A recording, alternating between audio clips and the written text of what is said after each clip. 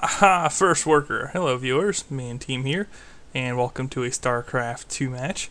I will be the Teal Protoss. Yes, that's what I'm doing, and as you can see, this is a little bit different from what I've been bringing to you in Starcraft lately, and that it is a 3-on-3 match. My allies will be Blazin and Naster, and Naster wants to do an 8-gate, which I'm also actually doing and had planned to do from the start of the game. My opponents will be Pana, G, and Mizuyu. Okay. Or Mizuyu, whatever. If I pronounced it wrong, I apologize to you, good dude. Anyway, yes, this might bring back memories of my placement matches when I wasn't sure on the race I wanted to use yet. I actually did 2 versus 2 placements with Terran initially. Or no, I did 2-on-2 practice with Terran. Then in placement I used Zerg for 6-pull practice in both 2 versus 2 and 1 versus 1. And eventually made Diamond in both of those on random teams. So way back when I was doing 3 versus 3 placement, I basically was using Protoss and just proxy rushing people. Yes, just 2-gate proxy people. So now that I'm in 3-on-3 again, I'm going to work with Protoss in 3-on-3 and get a little bit better at it, understand its timings better, and hopefully that will make my Zerg 1 versus 1 play better ultimately. But for now, just cheesing. Any pull. I guess from scouting the Zerg. Yeah, I wasn't scouting, because I'm cutting workers heavily here. The way this 8-gate works, well, I'm already training a Zealot, but you train 2 probes for a total of 8 probes, and then you just cut probes, and don't make any more. 8 pylon, 8 gateway, 8 gateway. And you have to save your chrono boosts to boost out 2 Zealots, as I'm doing. And Red is doing the same thing. Notice the difference. He put his 2 gates up here, whereas I put them next to my Nexus. And even though this is closer in proximity than where I built mine, I'm actually going to get my units sooner because, well, I was able to start on the gateway sooner. I had more resources from, the probe travel time. So the proxy isn't as strong as you might think. Now, if you proxy closer to them, you carry risk, although then you really can get there sooner. But yeah, I was thinking that we could just split our rush, because a lot of these guys in 3-on-3 do safer builds, econ-wise. I mean, this looks like pretty standard play to me. He's pretty bad on his injections, already having 35 energy. There we go. Good job there. This guy's not buying on his injections at all, so he's got a couple wings out. But yeah, we have 2 guys running 5 Zealots in the middle. And we're just going to split up. Now, Orange does have more Zerglings, but this count of Zerglings is nothing on 5. And yes, apparently Blue, with his handful of Zerglings, has decided to assist me with Yellow. So, okay, let's look at our cool Hotshot Pro APM. Haha!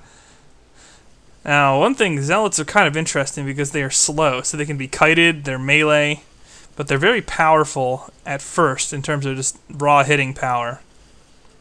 So what I tend to do is I tend to split them up and have some attack drones, some attack the unit kiting them, and some threaten other things.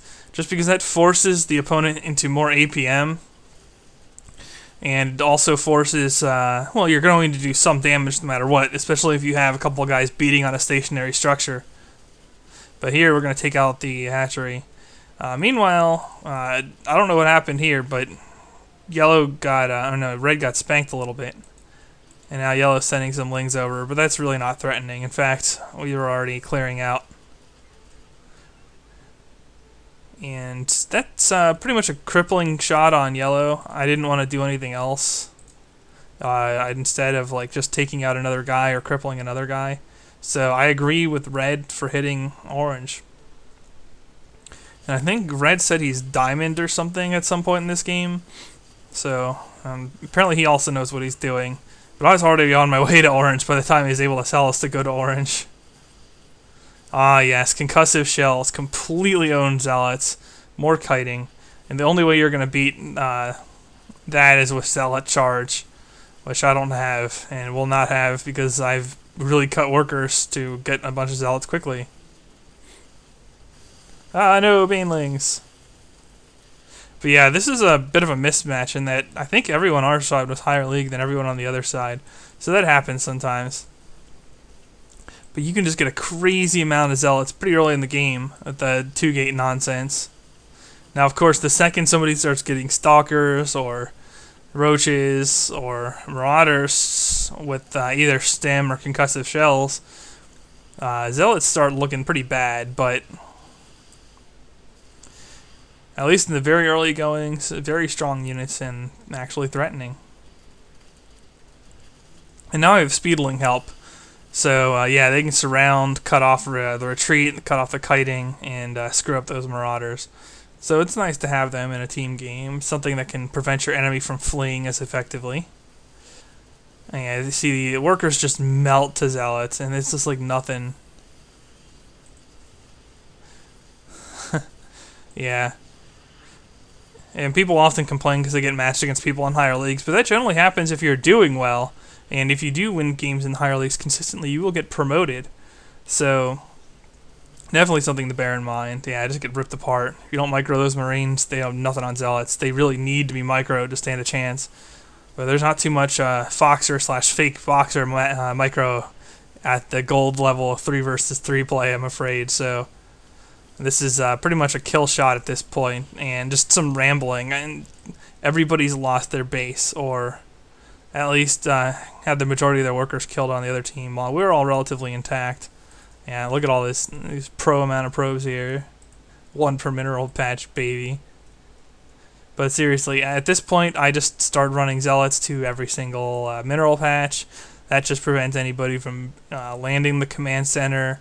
And since it's not a base race situation, I mean, we could eventually get to air and kill off that floating command center, but he just lands it. Whatever. And actually, as a result of this match, I was promoted to Platinum in 3-on-3. So finally there. Yeah, Red's telling me go attack the spawning pool, so I'll do that. It's already starving from lack of creep anyway. Look at that pro APM, baby. Pro APM. So that will be a good game. Me and team signing off. Rate, comment, subscribe.